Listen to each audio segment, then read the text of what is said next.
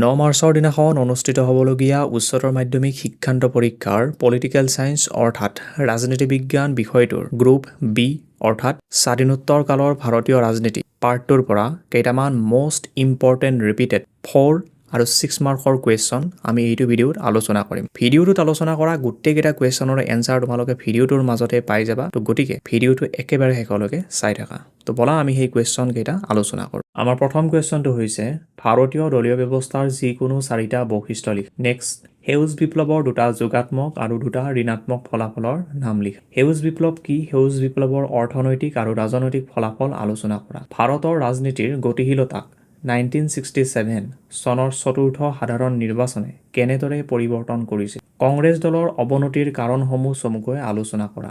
1977 চনৰ লোকসভা নিৰ্বাচনৰ যিকোনো 3টা প্ৰধান ফলাফল ব্যাখ্যা কৰা। 1977 চনত কংগ্ৰেছ পৰাজিত হোৱাৰ কাৰণসমূহ আলোচনা কৰা। 1977 চনৰ লোকসভা নিৰ্বাচনৰ যিকোনো 3টা প্ৰধান ফলাফল ব্যাখ্যা কৰা। ভাৰতে কিয় গোষ্ঠী নিৰপেক্ষ নীতি গ্ৰহণ কৰিছিল?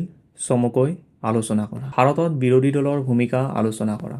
ভাৰত বিভাজনৰ পৰিণতিসমূহ ব্যাখ্যা কৰা। ভাৰতত আঞ্চলিক ৰাজনৈতিক দলৰ ক্ৰমবৰ্ধমান গুৰুত্বৰ 2টা কাৰণ লিখা। দ্বিজাতি তত্ত্ব সম্পৰ্কে চমুকৈ ব্যাখ্যা কৰা। প্ৰথম 3টা সাধাৰণ নিৰ্বাচনত কংগ্ৰেছ দলৰ আধিপত্য চমুকৈ ব্যাখ্যা কৰা।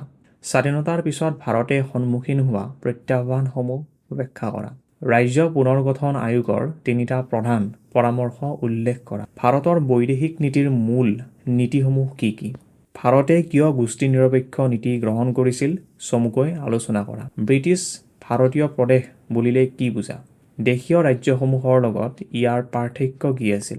ভাৰতৰ পাৰমাণৱিক নীতিৰ ওপৰত এটা টোকা লিখা। সেউজ বিপ্লৱ বুলিলে কি বুজা? সেউজ বিপ্লৱৰ ফলাফলসমূহ আলোচনা কৰা।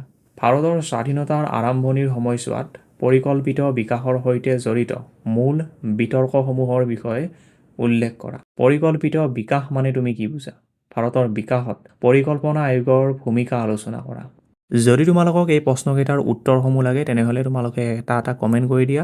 নেক্সট ভিডিঅ'ত আমি ইয়াৰ উত্তৰসমূহ লৈ আহিম। তো আজিৰ এইটো ভিডিঅ'ত আমি ইমানে আলোচনা কৰিলোঁ। আকৌ লগ পাম অন্য এটা নতুন ভিডিঅ'ত। তো আজিলৈ ইমানেই। জয় হিন্দ, বন্দে মাতৰম, জয় আই অসম।